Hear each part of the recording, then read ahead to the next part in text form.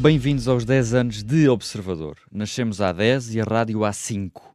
Assinalamos esta década com uma série de entrevistas especiais que procuramos os bastidores dos momentos mais marcantes de cada ano. Eu sou o João Porfírio, fotojornalista e editor de fotografia. E eu sou a Patrícia Reis, escritora e curadora da exposição 10 anos do Observador. Para este episódio convidámos Maria João Faustino, doutorada em Psicologia e investigadora na área da violência sexual, dinâmicas genderizadas e representações mediáticas. É ainda investigadora do projeto Uncover, Violência Sexual nas Paisagens Mediáticas Portuguesas. Bem-vinda, Maria João. Obrigada pelo convite. A cada conversa associamos uma fotografia que pediríamos à Maria João para descrever. E a fotografia é esta. Maria João. É uma fotografia em que não são perceptíveis as caras das pessoas envolvidas por razões de preservação de identidade, claro. É uma fotografia com bastante sombra, vê-se um corredor, isto no contexto de uma casa-abrigo, portanto a fotografia está inserida num contexto de reportagem, e sabemos que é no contexto de uma casa-abrigo, num contexto de violência. Vemos aquilo que assumimos ser uma mãe com uma criança, que parece um rapaz pequenino, de mão dada, com bastante sombra, e a parte da luz é precisamente a parte onde estão estas pessoas. Acho que não se tiram muito mais elementos gráficos. Este é um retrato daquilo que se passa em Portugal e nas casas de abrigo em Portugal. É um retrato de mães com filhos. Sim, é o retrato. Nós sabemos que a violência doméstica e por consequência a realidade das casas-abrigo têm uma marca profundamente genderizada, são indissociáveis. Não é possível pensar e perceber e abordar a violência doméstica sem este recorte de género. Sabemos que a violência doméstica está ligada a uma das expressões da violência contra as mulheres. Portanto, sim, aquilo que vamos encontrar, claro que existem homens vítimas de violência, mas aquilo que vamos encontrar a esmagadora maioria são mulheres vítimas. E muitas vezes com filhos, portanto esta é a realidade das casas-abrigo. Esta imagem que mostramos a Maria João Faustino, a nossa convidada, é uma das 80 fotografias que estará na exposição na Sociedade de Belas Artes em Lisboa entre 7 de novembro e 7 de dezembro, uma exposição que assinala os 10 anos do jornal. 2014 ficou marcado pelo lançamento do Observador e, entre outras reportagens, esta sobre a violência doméstica em Portugal fez algum furor, porque alguns dos dados eram realmente muito preocupantes. Da autoria da jornalista Sónia Simões. Sónia Simões, é verdade. Entretanto, passaram-se 10 anos, mas os números continuam a ser igualmente preocupantes. Só para dar uma dimensão, em 2014 foram registadas pelas forças de segurança 27.317 participações de violência doméstica, 11.726 na GNR e 15.591 na PSP. As vítimas eram do sexo feminino, 84%, e a violência física assume maior expressão nas situações de violência doméstica entre namorados, 88%, e contra descendentes, 77%. Mudou muito em 10 anos? Mudou qualquer coisa. E eu acho que devemos sempre reconhecer o caminho que também foi feito, e nós falamos muito mais disto. Há um caminho feito em torno da visibilidade, do debate público, da consciencialização, em torno da violência doméstica. Alguma coisa foi feita nestes 10 anos, claro. Mal seria, não é? Com tanto esforço das associações, das pessoas envolvidas, e houve, efetivamente, algum reconhecimento do problema por parte das políticas públicas. Mas houve um momento também que trouxe retrocessos e que... É impossível não abordar a questão da pandemia, todos os desafios que foram colocados às organizações e as marcas que a pandemia ainda nos deixou, não é? Portanto, foi feito algum caminho. Eu acho que há sinais de retrocesso e há sinais de perigo, há sinais de backlash. Nós vemos os discursos misóginos e sexistas que nunca saíram efetivamente do tecido social, mas a ganharem nova força e nova projeção, muitas vezes entre pessoas jovens. E nós sabemos que a realidade da violência no namoro existe, também se fala mais sobre ela, mas há muito ainda a fazer, muito.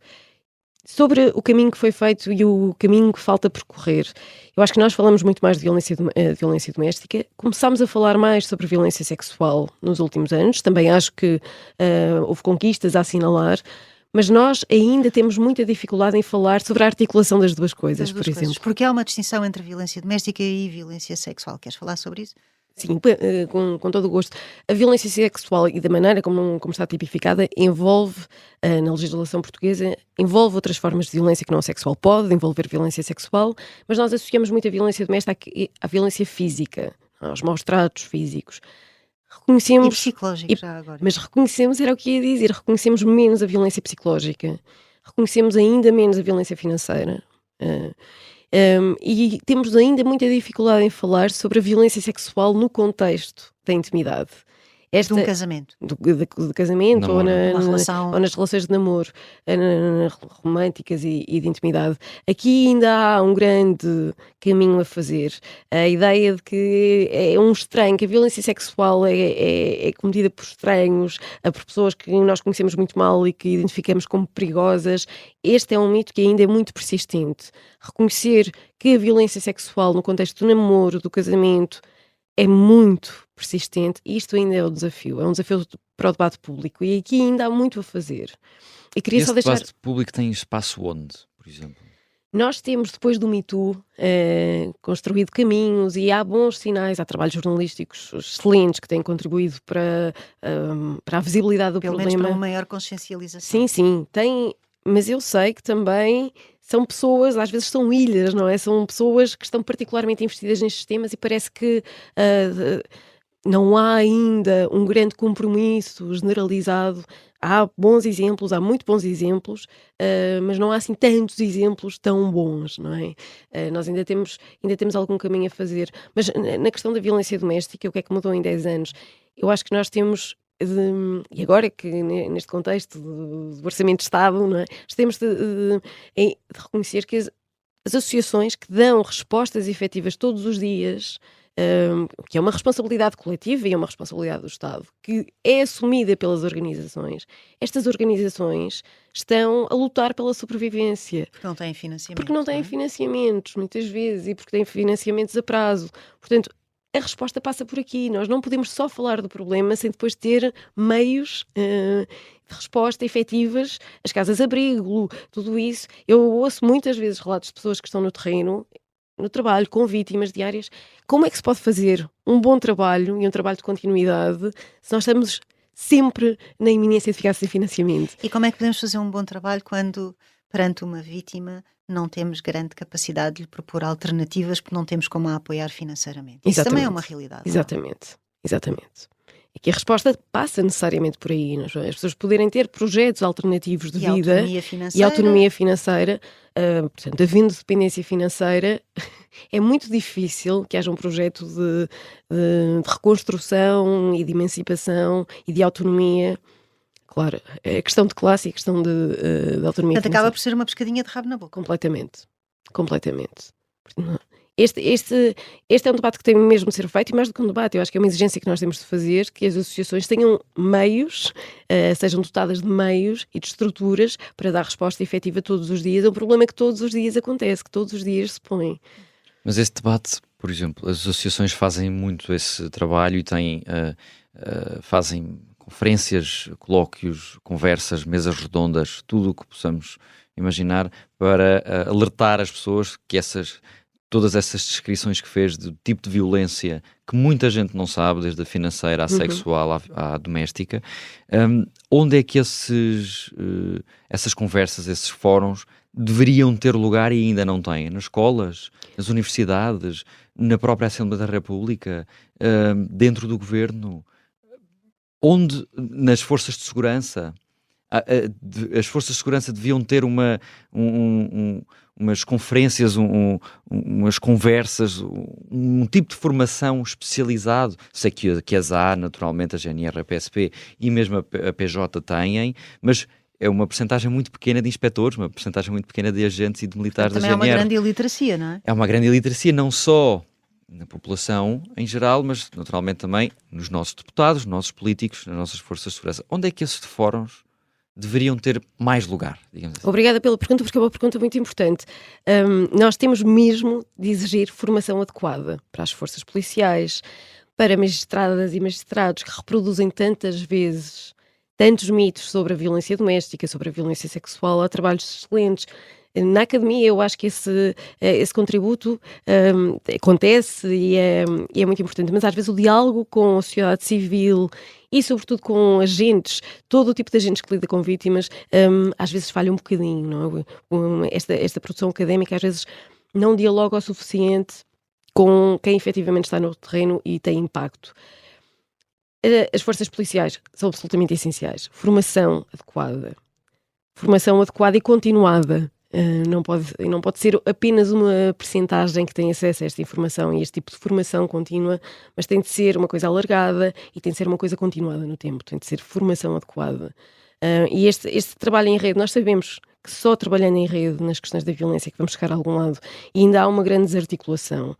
Magistradas e magistrados, eu aqui deixo a referência ao trabalho da Isabel Ventura, a Medusa no Palácio da Justiça, que é um trabalho de investigação de grande profundidade, onde ela analisou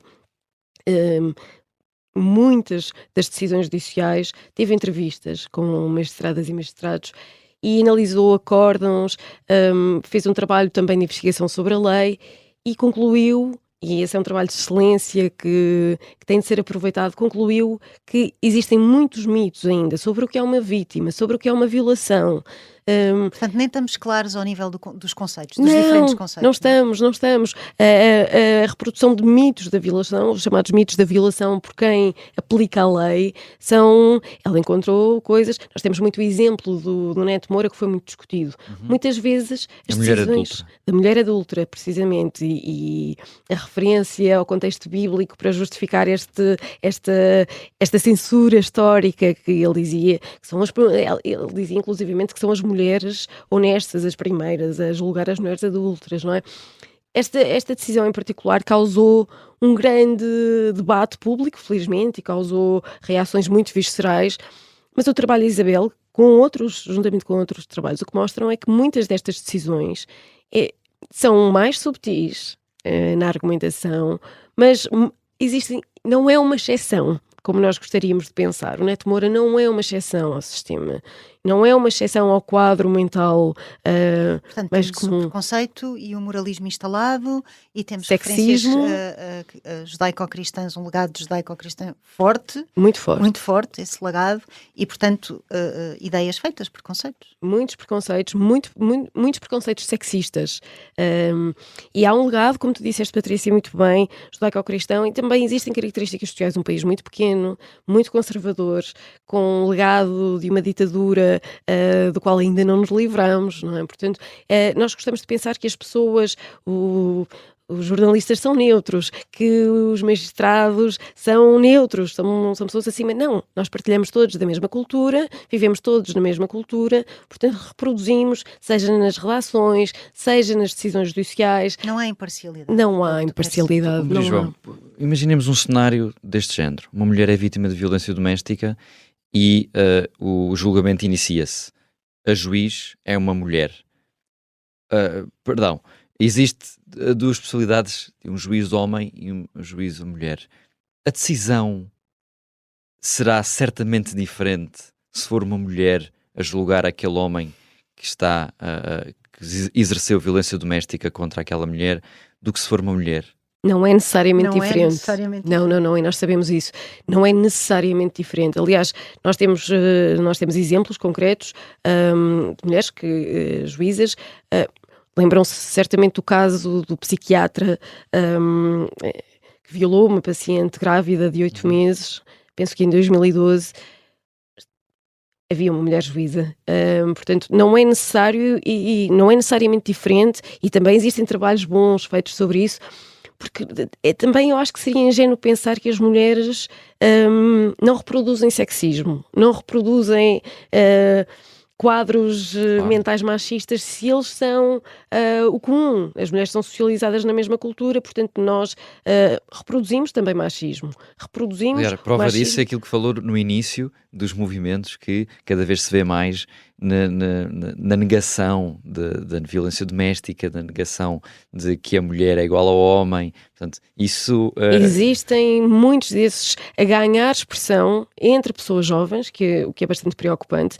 Existem discursos, às vezes mais subtis, que parecem mais sofisticados, por exemplo, na contestação da marca de género da violência. A violência não... Também existem homens vítimas. Isso não tem nada a ver com mulheres. Isso não tem nada a ver com género.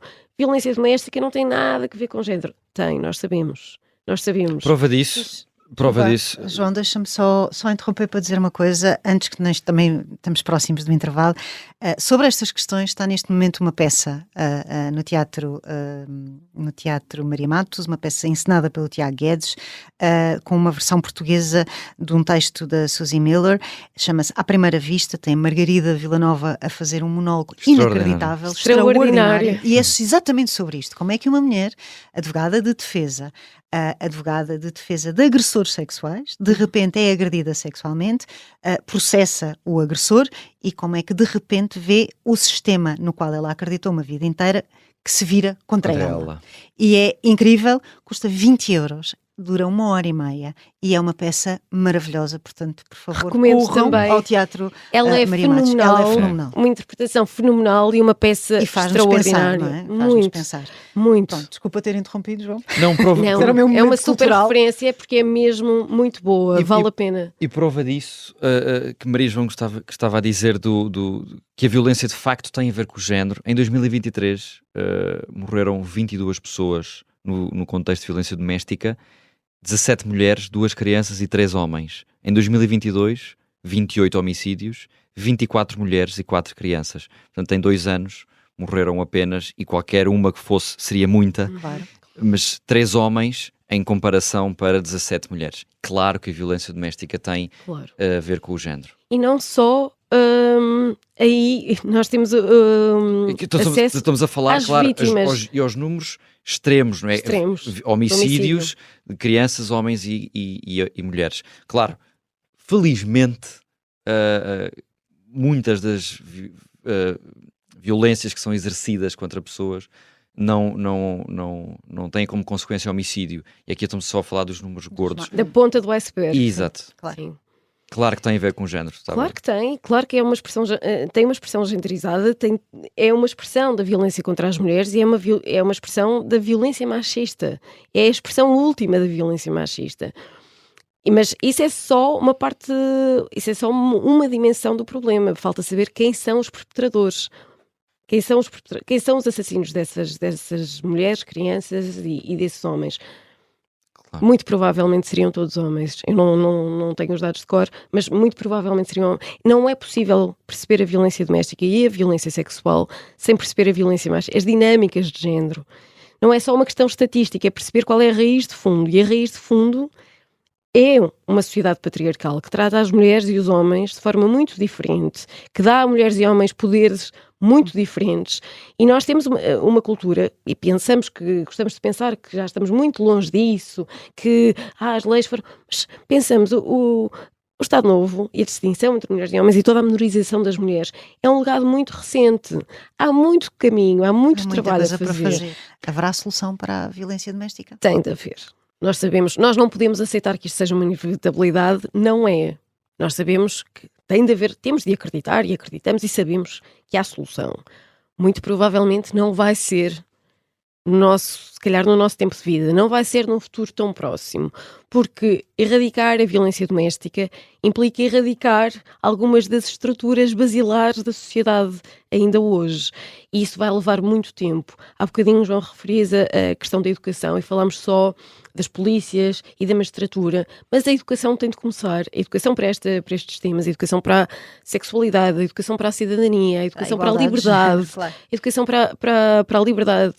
Para a liberdade, no fundo. Começa em casa. Começa em casa e na escola. E tem de começar nas escolas de forma muito, mas muito continuada, e tem de começar muito mais cedo. Nós não podemos ser ingênuos e pensar que começamos a falar destes tópicos aos 15 anos e que vamos a tempo. Porque todos estes discursos que ainda são dominantes estão em todo lado, estão nos média, estão nas famílias, estão nas escolas ainda. Portanto, se nós não começarmos muito cedo e fizermos um investimento de longo prazo, nós não vamos conseguir. Não vamos conseguir. Isto é um trabalho de longo curso que implica formação nos média, na magistratura, na educação, tem de estar nas escolas. As escolas também estão... Há bocadinho falávamos das associações a lutar pela sobrevivência. As escolas lutam também, muitas vezes, quase pela sobrevivência, não é? Por terem condições mínimas de funcionamento. Tudo isto faz parte deste grande bolo, não é? Deste caldo cultural nós temos de exigir meios, temos de exigir recursos e eu acho que esta questão da educação é fundamental e tem também sofrido um grande backlash. Tem sido a ideia de que a violência para a sexualidade é qualquer coisa que ameaça, que sexualiza as crianças, que ameaça, que é uma função das famílias. Nós sabemos que muitas das famílias não têm meios para falar destas coisas, muitas das famílias reproduzem violência. E têm iliteracia sobre o tema. Precisamente. Portanto, é um direito. Eu acho que é importante dizer, a educação é um direito das pessoas. E a educação abrange, inclui educação para a sexualidade. Eu não tive conversas, aposto que vocês também não tiveram, nas escolas, sobre sexualidade da forma que eu gostaria de ter tido. Que me tivessem dito, que me tivessem falado explicitamente sobre violência sexual. Houve muitas coisas que eu reconheci muito mais tarde, que se calhar teria sido muito útil eu ter tido pistas e ferramentas para reconhecer, para responder. Nós não podemos demitir-nos desse papel. Não podemos. Enquanto sociedade civil, nós não podemos demitir-nos desse papel. Isso começa nas escolas também. E como é que as escolas que fazem esse papel, as associações fazem esse papel, a Maria João, como investigadora, faz também certamente esse papel, como é que olha para movimentos extremistas, radicais, de extrema-direita, que estão exatamente a tentar remar contra essa maré?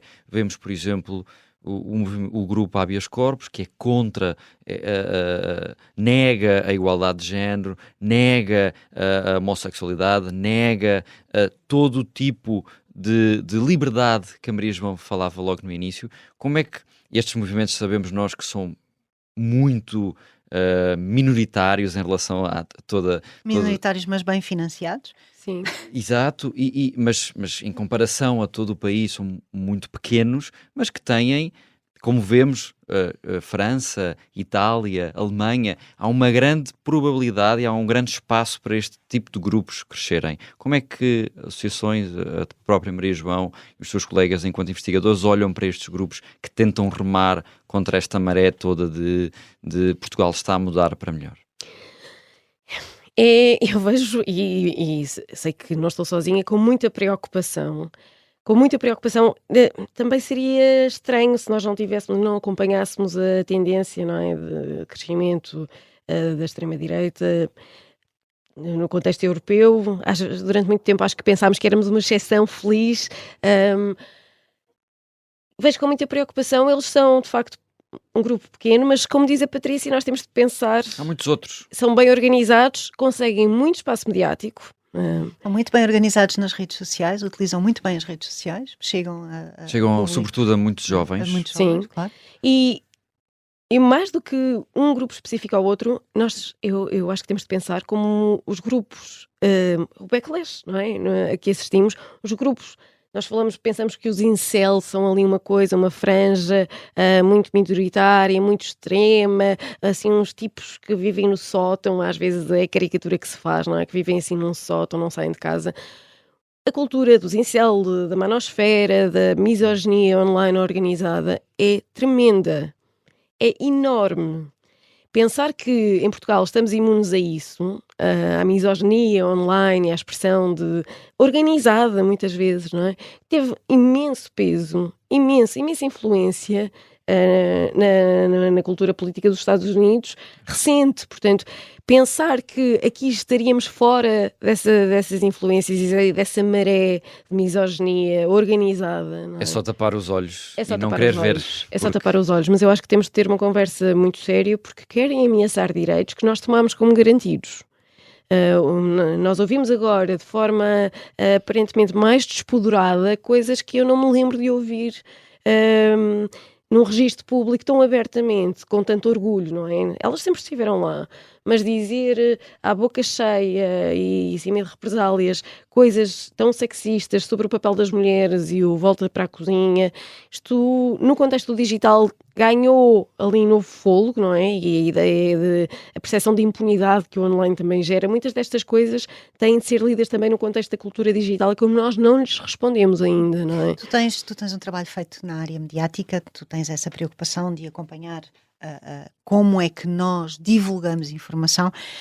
No passado dia 8 há uma notícia que reza assim: Polícia Judiciária deteve 97 mulheres por crimes sexuais nos últimos 10 anos, mais de metade abusaram de crianças. Isto é o título da notícia. Destas 97 mulheres, é preciso dizer que há 3.300 homens a cometerem exatamente o mesmo tipo de crime, neste mesmo período.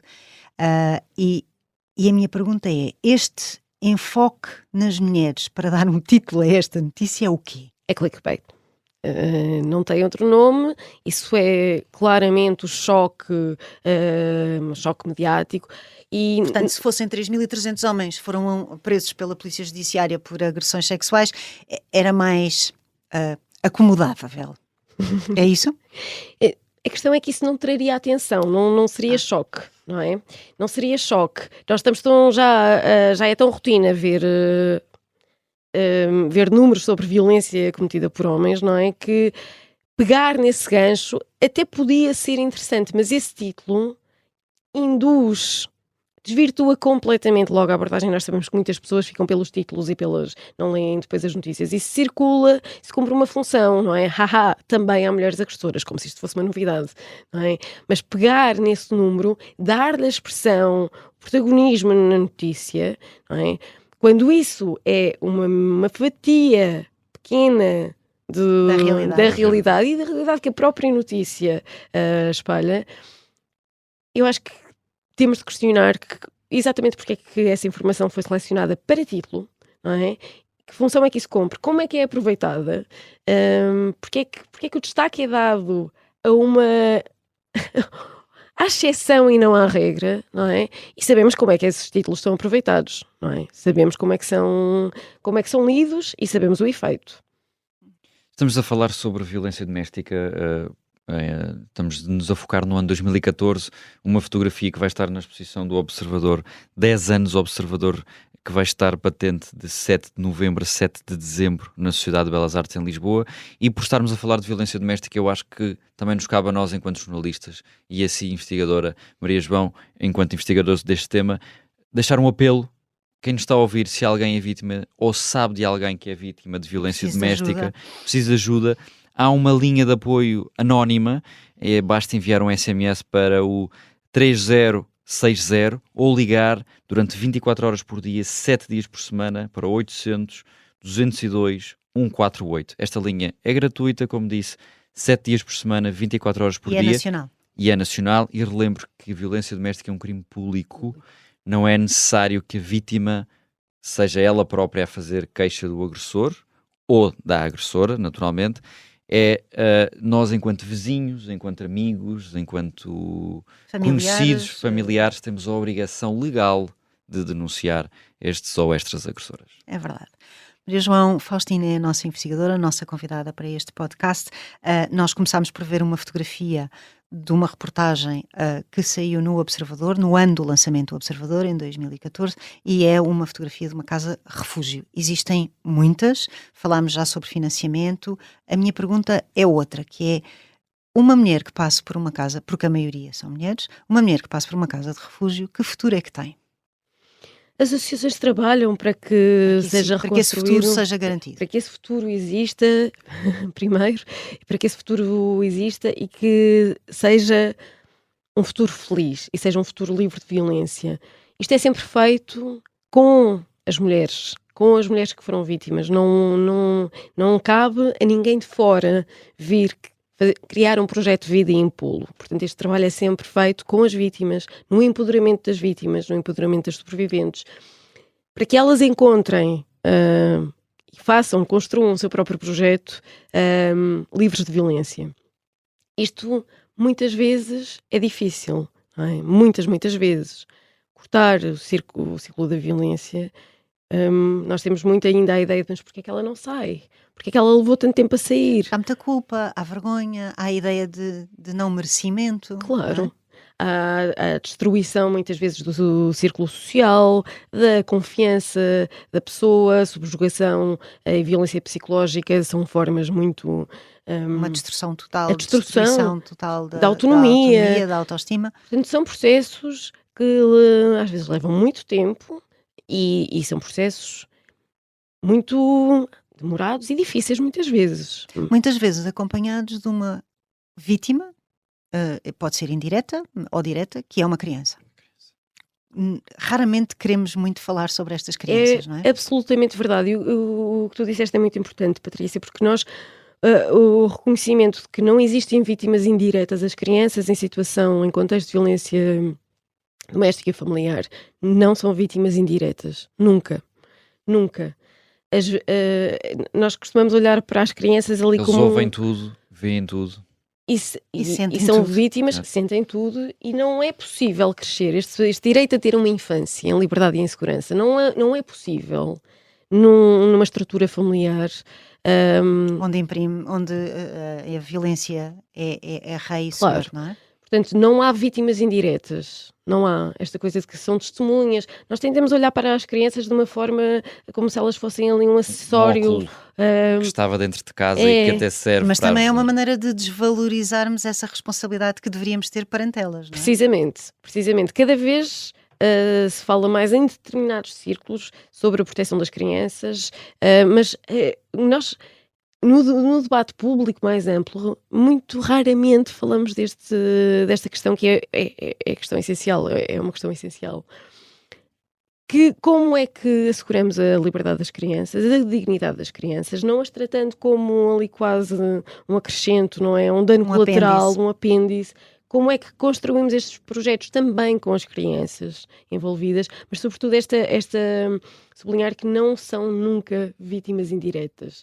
Não são testemunhas, não são pessoas que, até sofreram por arrasto. Não. Em situação de violência, as crianças são sempre vítimas. Aliás, sempre. E por isso também que é tão importante na escola, desde muito cedo, como a Maria João dizia logo no início, que as crianças na escola percebam que se têm em casa aquele cenário a acontecer em território seguro, não é? É importante que as crianças percebam o que é que estão a viver, em que situação é que estão a viver e, no limite, serem elas a denunciar. Eu acho sempre difícil e sensível colocar a questão assim só por uma questão. Nós já responsabilizamos as vítimas por tudo, não é? Elas devem denunciar e devem denunciar na altura certa. Não estou a dizer as crianças denunciar às autoridades, estou a dizer uma tia ou uma prima. Eu entendo isso, mas pensar ou seja, que as crianças não vão normalizarem o pai bateu na mãe ontem. Sim, ou a sim. mãe bateu no pai Sim, ontem. sim, Ou seja, e a dizerem isso a uma modelo, professora, até uma professora. Este modelo que vem em casa não é o modelo. Não é o modelo. Isso. Não é? Exato, não fazer este trabalho até porque estas vítimas, que são vítimas diretas, como Maria João disse, são a vida inteira. Como as vítimas de violência doméstica ou sexual são a vida inteira. Isto não se apaga, não se resolve. Não é uma pastilha que se dá a uma pessoa e diz, ok, prescreveu. Este assunto prescreveu na vida de uma pessoa. Isto tem um impacto psicológico para o resto da vida. Embora a Maria João não seja psicóloga, e eu compreendo que estejamos aqui a entrar num outro domínio, mas eu acho que isto é mais ou menos evidente, não é? Isto é o que os estudos mostram. Essa questão do tempo, Patrícia, é fundamental e muito obrigada por falares disso, porque esse é um dos pontos do caminho que está por cumprir. Nós temos um desfazamento muito grande entre o tempo das vítimas, e aqui estou a pensar especificamente na violência sexual, o tempo das vítimas e o tempo da justiça. E as coisas têm de caminhar mais para a par.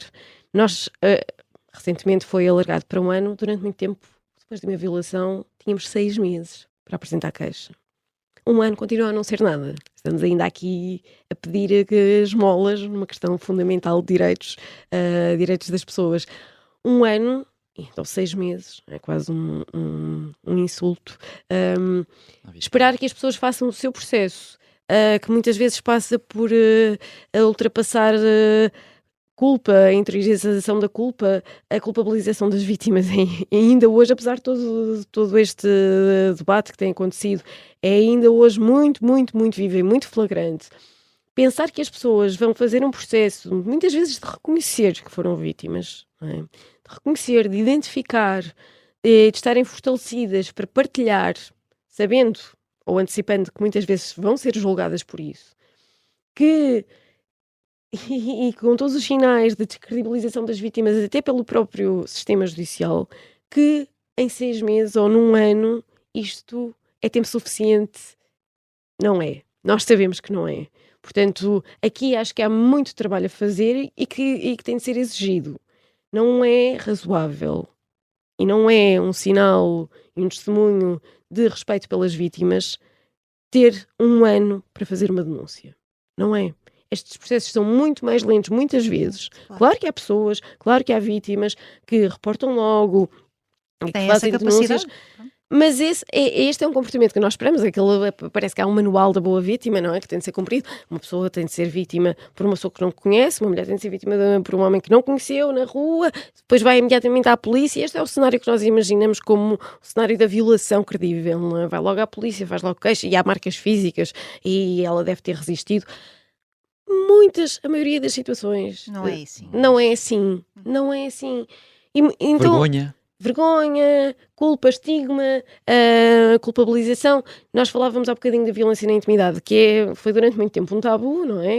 E continua a ser. A ideia de que no contexto de intimidade, entre parceiros, entre namorados, num casal, num casamento, não há... Como é que pode haver uma violação no casamento? Não é? Esta resistência é muito antiga. E durante muito tempo...